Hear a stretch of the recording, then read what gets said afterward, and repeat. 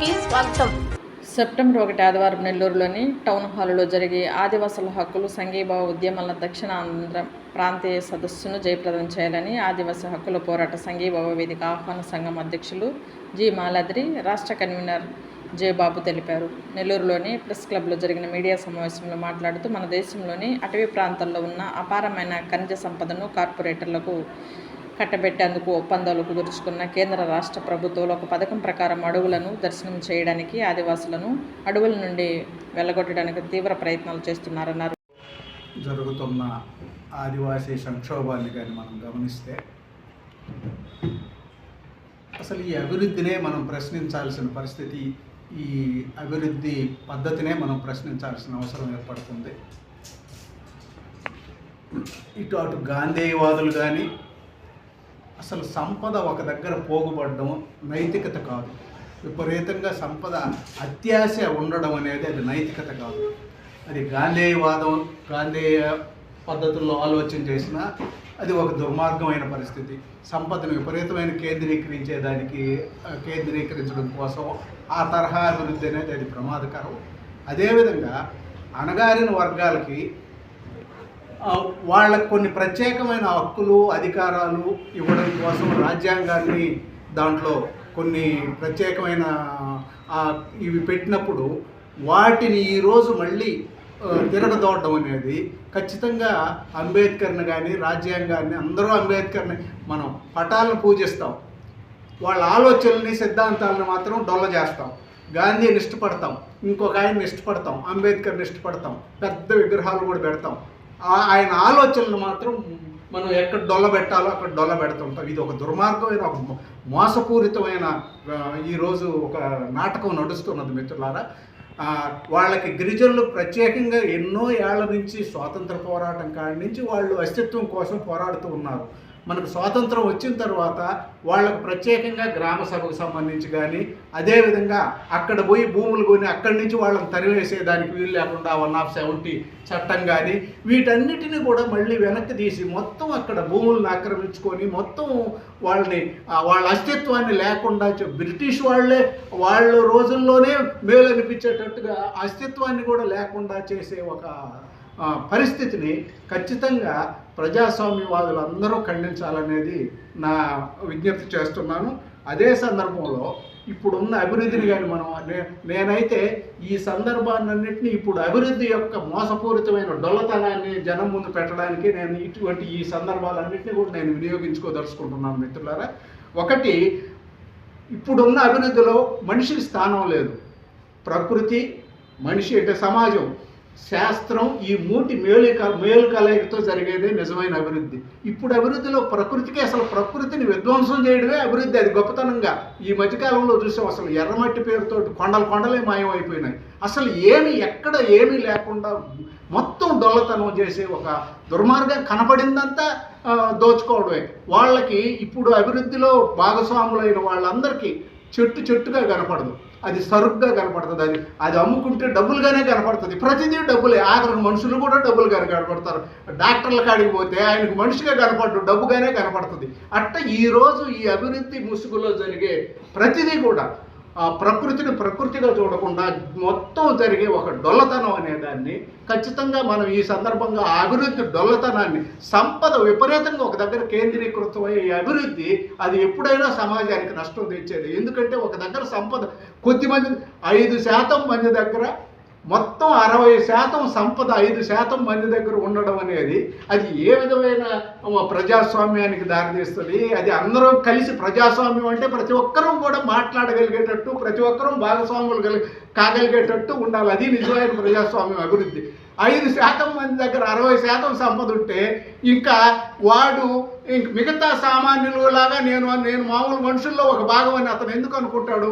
నేను మనుషుల కంటే అచేతం, ఈ మనుషులందరూ గొర్రెలు, నేను ఏది చెప్తే అది, నేను ఏది చేయదలుచుకుంటే అది చేస్తాననే ఒక పొగురు, ఆ విపరీతమైన సంపద కేంద్రీకరణలో నుంచి పొగురు వస్తుంది.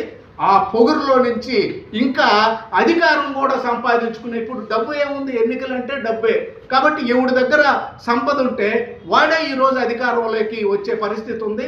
చట్టాలు ఇవన్నీ కూడా పైకి అట్లా మన కంటి తుడుపుకు ఉంటాయే కానీ మొత్తం ఈరోజు పార్లమెంటు సభ్యుల్లో కానీ మనం చూస్తే 3వ వంతు ఈ పారిశ్రామికవేత్తలు మొత్తం సంపద కేంద్రీకృతం అయిన వ్యక్తులే ఈరోజు పార్లమెంట్లో ఉన్నారు. వాళ్ళు ఎవరి కోసం చట్టాలు చేస్తారు, వారు ఎవరిని గురించి ఆలోచన చేస్తారు అని అనుకుంటే 100కి 95 మందిగా ఉన్న వాళ్ళ కోసం వాళ్ళు ఆలోచన చేయడం అనేది భ్రమ. 5 మందిగానే వాళ్ళు 5 మందికే ప్రతినిధులు, 5 మంది గురించే ఆలోచన చేస్తారు. మరి 95 మంది ఓట్లు రావాలి కాబట్టి వాళ్ళ భాగస్వామ్యం లేకుండా వాళ్ళకి అప్పుడప్పుడు అంత విధులు ఇచ్చి వాళ్ళు అబ్బా విధులు ఇచ్చినట్రా అంటే ప్రజలు యజమానులుగా ఉండాల్సిన ప్రజల్ని బానిసలుగా భిక్ష వేస్తే తీసుకునే వాళ్ళుగా మార్చడం అనేది ఇప్పుడు ప్రజాస్వామ్యంలో ఒక నాటకం నడుస్తుంది మిత్రులారా.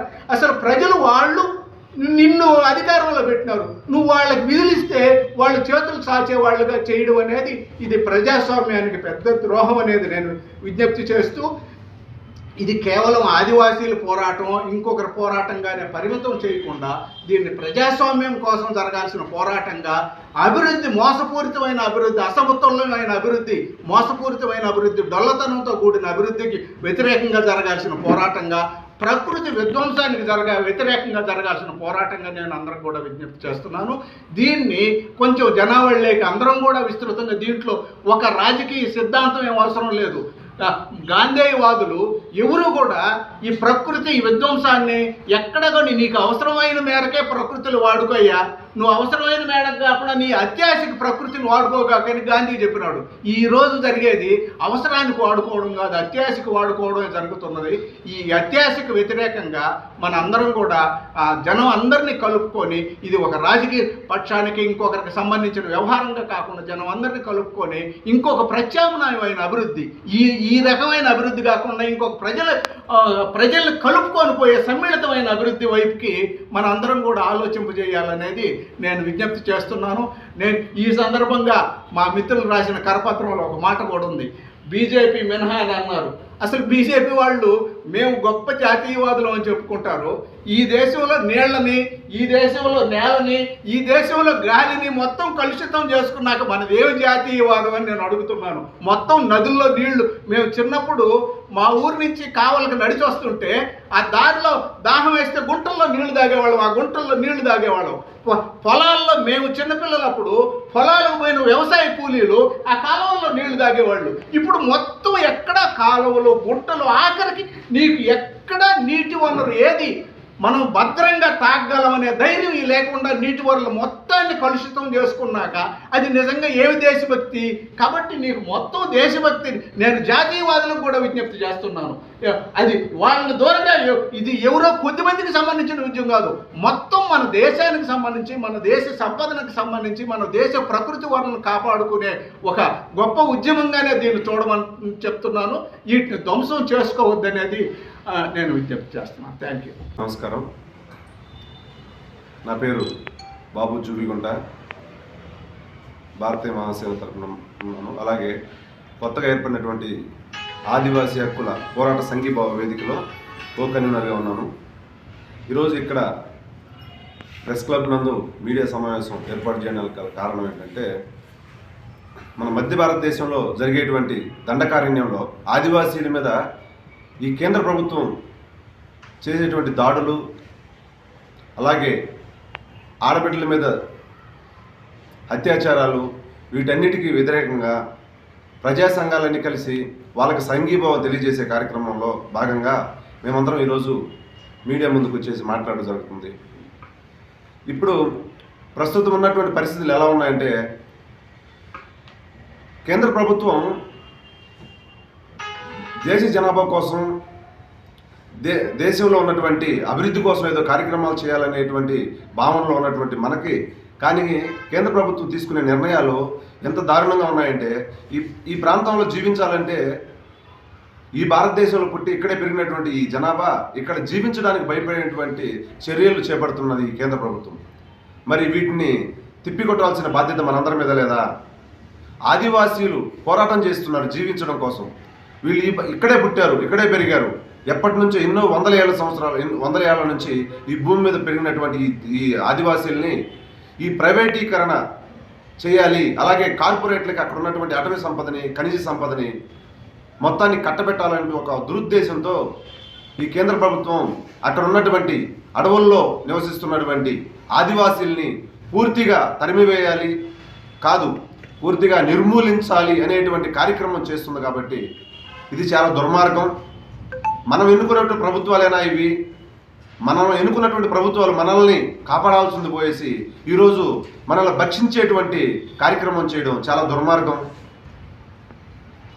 భారతదేశానికి కాపలా కాయాల్సినటువంటి ఈ పోలీసులు, ఈ ఆర్మీ, వీళ్ళందరూ కూడా కలిసి ఈ మధ్య భారతంలో ఉన్నటువంటి ఈ ఆదివాసీల